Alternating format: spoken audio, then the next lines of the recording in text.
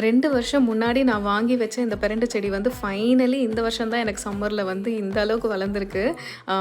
வாட்டி நான் இத வந்து ஹார்வெஸ்ட் பண்ணியிருக்கேன். 2 வருஷத்துக்கு முன்னாடி இது வந்து ஒரு 2 இன்ச் பிளான்ட்டா நான் வாங்கியிருந்தேன். ஒரு இந்தியன் கிட்ட இருந்து தான் நான் பர்ச்சேஸ் பண்ணியிருந்தேன். $25ன்னு சொல்லி வாங்கினேன். ரொம்ப ஜாஸ்தி தான் பட் ஹெல்தின்னு சொல்லி நான் வாங்கினேன். ஸோ இது ஃபர்ஸ்ட் டைம் நான் குக் பண்ண போறேன். இதுவரைக்கும் நான் இத குக் பண்ணதே கிடையாது.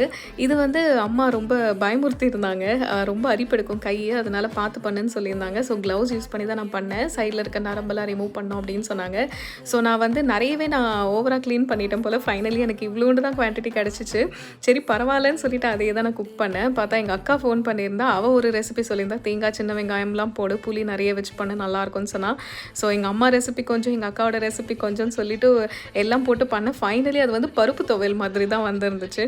சரி பரவாயில்ல, எப்படியோ பிரண்டையை வந்து அதில் இன்ஃப்யூஸ் பண்ணியாச்சு. அம்மா வந்து நல்லெண்ணெய் ஊற்றி சாப்பிட்டா உடம்புக்கு ரொம்ப நல்லதுன்னு சொன்னனால அதையும் வச்சு ரசம்லாம் வச்சு சூப்பராக இன்றைக்கி லஞ்ச் ஃபினிஷ் பண்ணியாச்சு.